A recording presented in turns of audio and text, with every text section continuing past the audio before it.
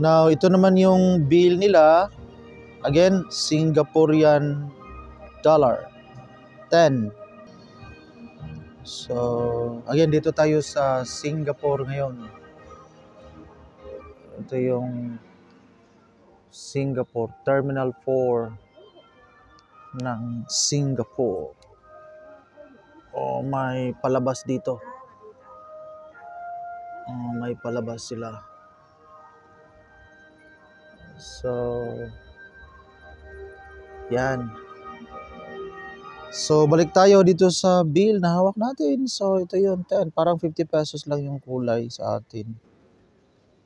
So, 10 Singaporean dollar.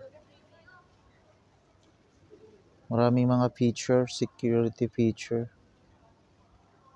So, 10 Singaporean dollar. At least nakahawak tayo sa ganitong bill nila. Maganda. Iba't ibang bansa, iba't ibang klase yung bill.